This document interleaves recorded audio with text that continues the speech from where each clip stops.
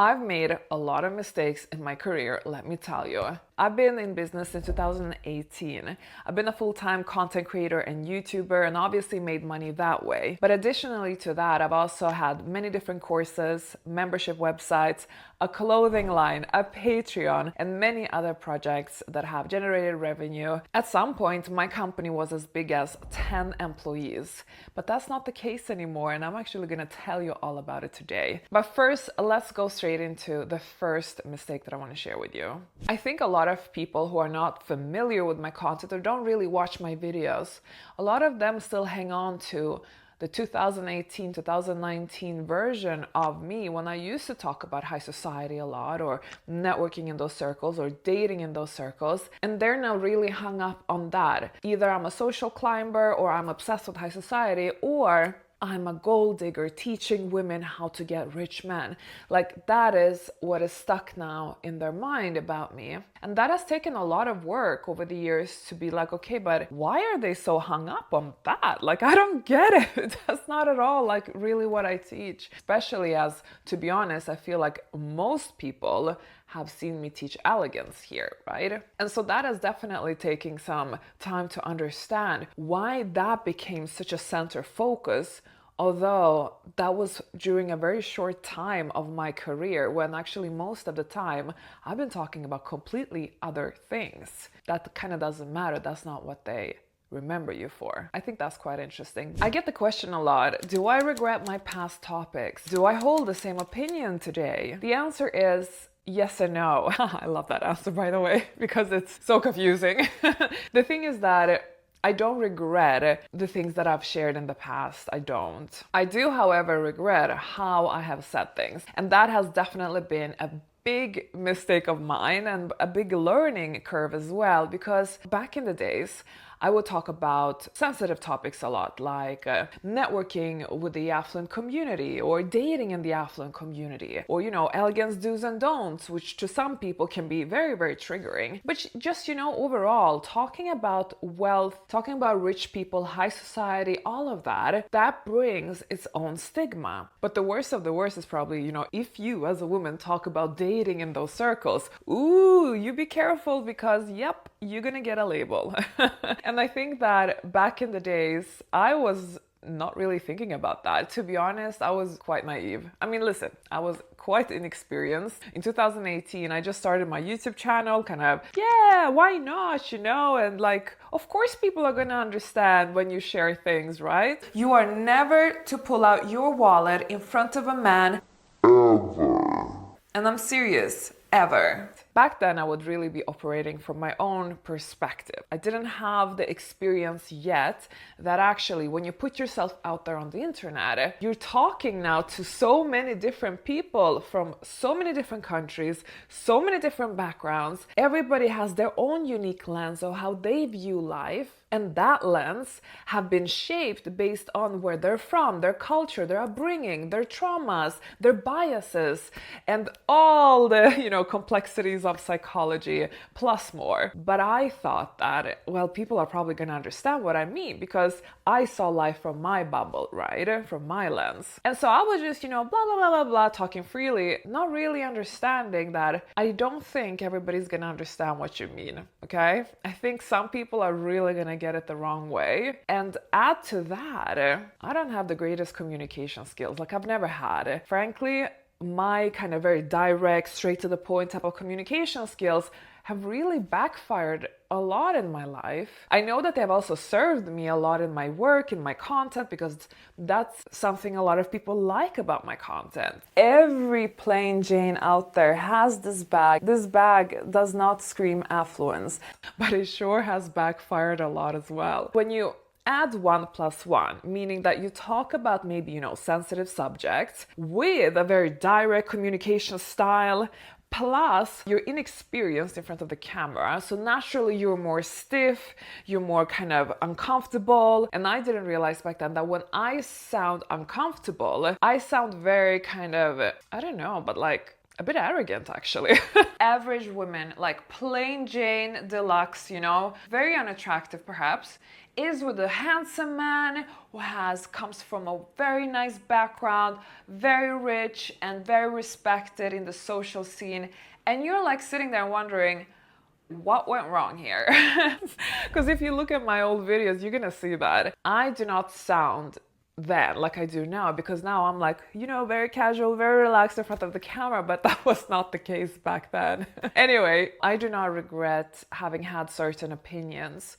Not saying I have them all today. No, my opinions have definitely evolved. I must say I've gained a lot of perspective. I have definitely changed my mind on a few things as well. And I think that's a good thing, because that means that we are growing, we are evolving, we are gaining new information. We're not just sitting there, being rigid and be like, no, I will forever stay the same. I know that back then, that was who I was. That was that version of me based on those experiences I had back then, based on what I knew back then. Like, if you don't know what you don't know, then it's kind of hard to sometimes have a different opinion, right? However, I do regret how I said things. And I wish I could have said things maybe a little bit more eloquently, especially certain subjects that could easily be misunderstood. And I think that has happened a lot for sure over the years. I think a lot of people have misunderstood me, my content, my values, who I am as a person. And even though I've gained a lot of, people who love me, but I've certainly gained a lot of people who just, hate my guts, which is normal. That's fine. But I think a lot of people also have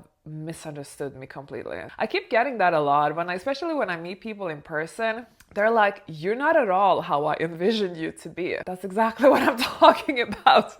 We have to talk about the absolute biggest mistake of my entire career. Okay, one of the biggest things at least. I don't even wish my biggest enemy to go through this, because this has been such a nightmare. You have no idea. I'm talking about my clothing line. Oh my goodness. This has been such a nightmare pretty much from day one. I can't even tell you how stressful it has been, how time consuming it has been, and how much it has just eaten all the finances that, we had to invest in this project. The project got so out of hand that at some point even my husband had to get involved. And I can tell you, even he got stressed out of my clothing line. So for full disclosure, the story is really, really long, and I'm not gonna sit here and spend the entire video on it. So I am gonna shorten it dramatically, but please do know it's a long story, and there has been headache after headache after headache. Like, if I would make a list of all the headaches, it would be maybe in the hundreds, I swear to you. Something is always going wrong, and oftentimes many things at once. So you can only imagine the amount of energy this project has taken. So as you know, many YouTubers create merch. I felt like merch wasn't very on brand with my whole elegance, thing. So I said, okay, people in my audience have been requesting a clothing line for many years. Let me go in that direction. Now, let me tell you, I did my research. I was researching for quite a while.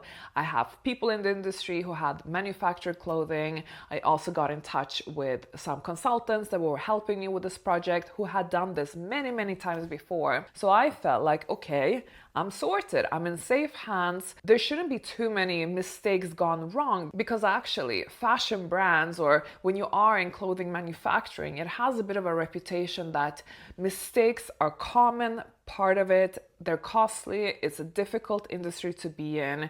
Like, be careful. But I thought that if I just do my research, if I just analyze and understand where the common mistakes happen, I could avoid them. And I did that by hiring consultants who had worked with fashion brands many times and launched many brands with influencers, etc. before. I hired them, but we still had loads and loads of issues. Although, for full disclosure, they did tell me that actually, compared to how many issues people usually have, we actually had less. So I'm like, wow, that's crazy, because with the mistakes that we had to go through, you tell me usually there's like double that amount. Oh my goodness, no, just no. My number one mistake with this clothing line was, there are actually two, and they kind of go hand in hand with each other. I manufactured way too many quantities. I don't know what I was thinking. To be honest with you, I'm not really good in maths, but the numbers kind of made sense to me.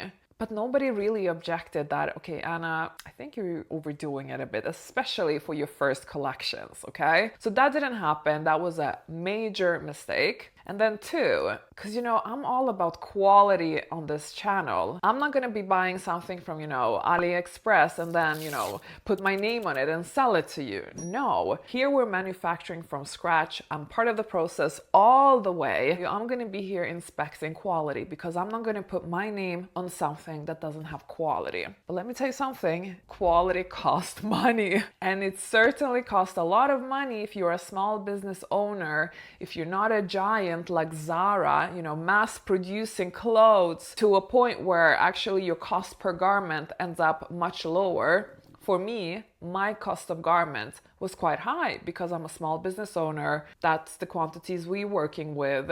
Plus, the element of quality was important. So my price went up of manufacturing, meaning that my price per garment is very high if you add all the moving parts that were involved in manufacturing. As we've seen in the public discourse, sometimes things pop up about brands. Let's say that their manufacturing cost is like $20 for, let's say, a dress that they sell at $200. And then you're not understanding why such a high markup. But the reason why brands have such a high markup is because you're not just taking into account the manufacturing costs. There are so other moving parts that are involved that also cost money. Everything from labor, like you have to have a pattern cutter who creates your pattern. If you're not an actual designer, there has to be a designer creating, the technical design of your garment, even though you came with the idea like it was in my case. That is a separate cost that is not part of the manufacturing cost necessarily. Then we also have the price of fabrics, the price of trims, the buttons, the fasteners, all those little materials that you might not think about, the price of putting a tag on your clothes, like with the washing instructions. Then just the sampling itself costs a lot of money. And the sampling process can be very lengthy. In my case, we had to do a lot of back and forth because I wasn't happy with the quality and the quality was important to me. Or part of the packaging, like if you have a little leaflet, if you have a little letter or something like that. Plus you have the shipping, you have the fulfillment place that also costs money. Surely there are some small business owners who kind of ship everything from home and do it themselves, but I was at a point where I couldn't afford doing that because of my own time and my own setup. So we had to outsource that to a fulfillment center. And let me tell you, I think that was a big mistake on its own, because if ever I got any complaints of my clothing line, it was never because of the quality. It was always because of the shipping errors or the fulfillment that just went haywire. Eventually, we stopped working with those people. We actually moved everything locally where I am, and now it has been working much better. But before, oh my goodness, that was a big stress moment on its own. Really, really regret not vetting the fulfillment center more than I did. Basically, what I'm trying to say, there are so many more costs. Like I also had to pay the people helping me with this project. You also pay, Shopify or the website hosting or whatever it is. Like there are so many costs that add on. And so that is the reason why brands have to add a big markup. Like for full disclosure, I still haven't gotten my money back from the clothing line that I've invested in it. And that is because it's a very, very, very costly project. And on top of that, you are competing with fast fashion as a small business owner, and you stand no chance. I mean, as an example, I've seen so many comments. You're selling a white, simple linen shirt for this amount of money, although at Zara I can find it for $20. What a scam, But it's like, yeah, but you're basically comparing a high quality linen shirt from high quality linen that Zara doesn't have. And this linen shirt is made in factories that like Max Mara produces their clothes in, or Sandro produces their clothes in. It's all done in Europe. It's not done in some sweatshop in Asia. Yes, the price is a bit higher as well because it is a small business owner who has done it. It's not a massive company. So I don't know. It's been just one of those projects that people couldn't understand the prices. I think also in this economy, it has been very difficult to sell a pricey clothing line. And yeah, So to kind of end my nightmarish clothing line story, 2025 will be the year where I will be shutting it down because luckily we're finally coming to a point where we don't have that much stock left. So I'm seeing the light at the end of the tunnel that, I can't wait to never have to touch this project ever again, even though I love to bits my clothing pieces and I'm so proud of what I have been able to create from a quality perspective. But the journey to get there was not worth it. It was really not worth it. But on the contrary, everybody who have purchased an Anna Bay clothing item, so you're definitely part of my little Anna Bay history. However, if you are somebody and your biggest dream has been to become a fashion designer, then definitely go for that dream because, I'm all about leveling up here. You should live a life beyond your wildest dreams. And if being a fashion designer is your calling, then go for it. But if you're not that person, then trust me, do not do it. You will regret it.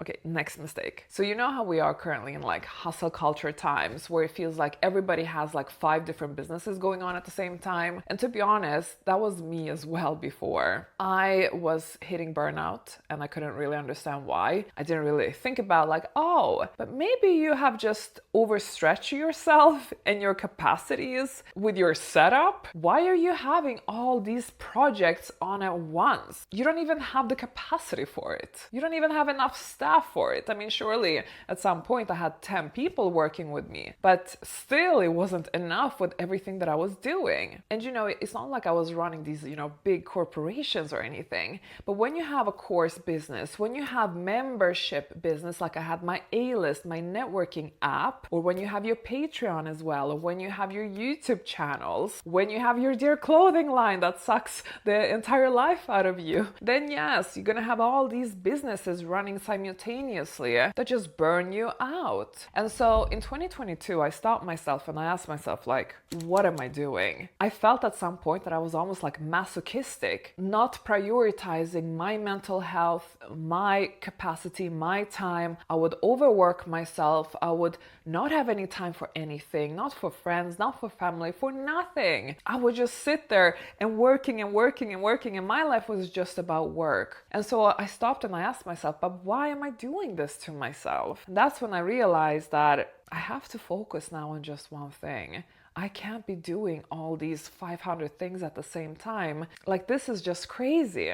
I think what really made me to slow down was the clothing line. I think the clothing line burned me out and my entire team and my husband so much that I had to stop and reflect. After that, I started really changing my whole business structure around. For full disclosure, today I focus on just one thing, which is a level up class, because what I'm really passionate about is education and helping women and teaching, and that's what I really want to do. That is really what kind of, fills me up with purpose and happiness and joy. And I feel like that is truly my calling. So that has been my focus now for the last year. And let me tell you, when I started scaling down my business 2 years ago, my happiness started to just improve. My own stress levels started to decrease.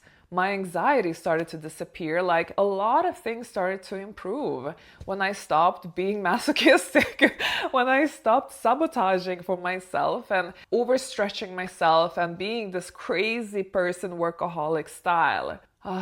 That's when life started. That's when my level up happened. But it actually takes me to my next point, which is all about a big mistake that I did. I grew fast. I hired fast. Now let me give you some perspective. And I didn't know about this before I stepped into this whole entrepreneurial journey. I feel like a lot of people don't talk about how difficult management can be, of hiring, of managing people in general. To be honest, the thing besides the clothing line that has definitely been the hardest in my career journey has been managing other people. I don't have any experience with that, so I guess naturally it's going to be difficult for me. And 2, I'm just not good at it naturally. Like, it is not a talent of mine. I'm good at being creative. I'm not good at management. And I think it's okay to, admit it and be like, yeah, it was not for me. And surely I tried to maneuver it through some ways of having someone helping me with that and so, but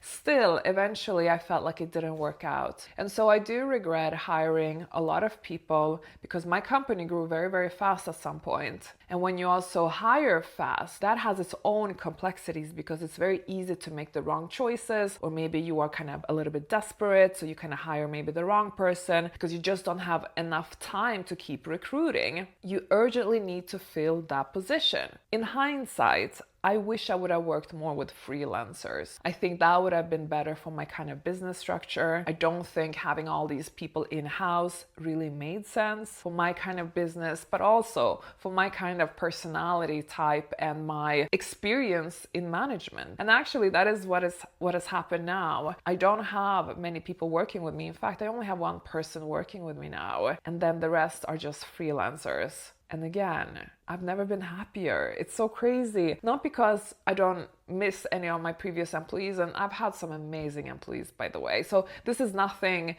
personal to anybody. To be honest, I've decided to actually take some time out from running a business. And what I mean by that is, of course, I have my Level Up class. It is a business, but I'm managing it fully myself with the help of freelancers. And I just have one employee now, and I'm gonna focus on my career as a content creator. And I miss that, like when you're sitting in your basement just like putting something together and you're creating from your own creativity, from your inspiration, from what matters to you in the moment. Not from the perspective where at some point it was like, oh my God, I'm running a business here. Everything has to be, very strategic, very much kind of profit driven and all that. And that can actually start eating the soul of your business and the soul of your creativity. And let me tell you, that is when my work was no longer fun. Because I'm doing this because I'm really passionate about what I do. I'm passionate about my message. I'm passionate about teaching